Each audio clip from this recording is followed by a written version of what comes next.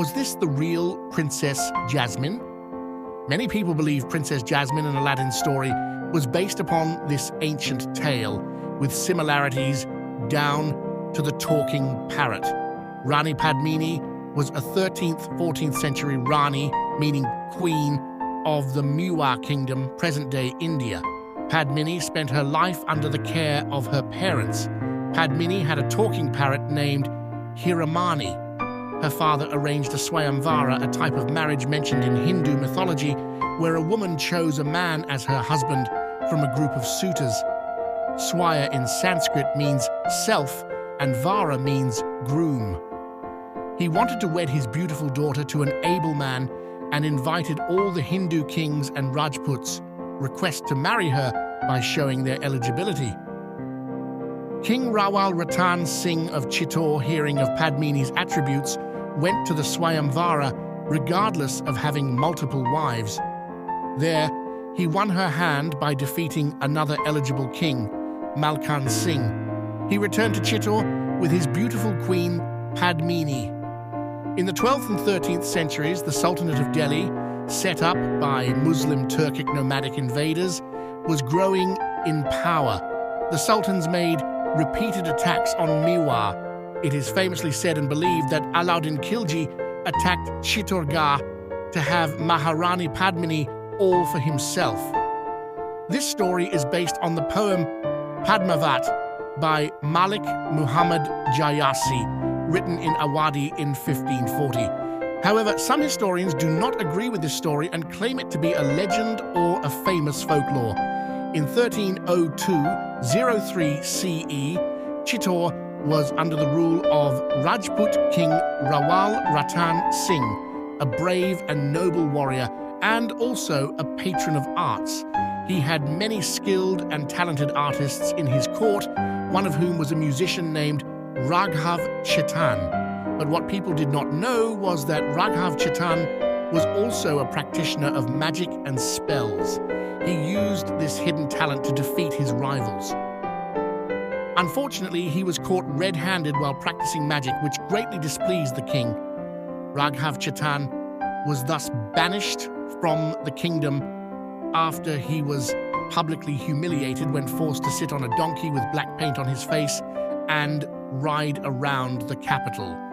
This harsh punishment earned Ratan Singh an uncompromising enemy.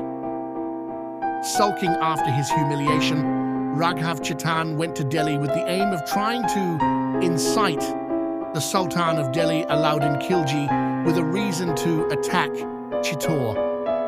The Sultan, on reaching Mewar, was anxious to see the beautiful queen Padmini, of whose beauty he had heard a lot. As a guest to the kingdom, he asked to meet with the queen. Padmini, however, suspicious of Aladdin's demand, declined the request.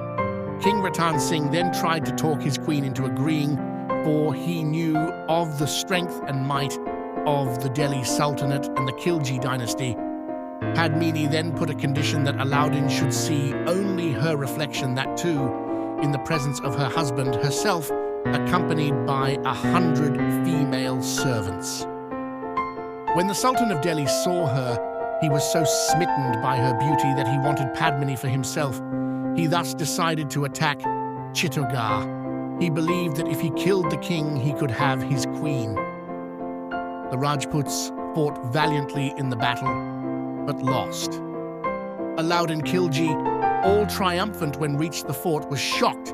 To his great dismay and disbelief, all the royal women, including Padmini, had committed Jauhar. The women who performed Jauhar perished, but their memory has been kept alive till date in the bards and songs which glorify their valor.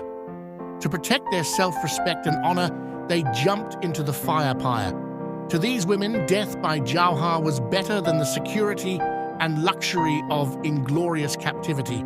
It is believed Maharani Padmini performed Jauhar in 1303, the year Aladdin Khilji attacked Chittor. Jauhar, also spelled Jauhar, was the act of self-immolation performed by women, most notably by the queens and royal ladies of the Rajput dynasty in Rajasthan. after the death of their husbands at the hands of the enemy.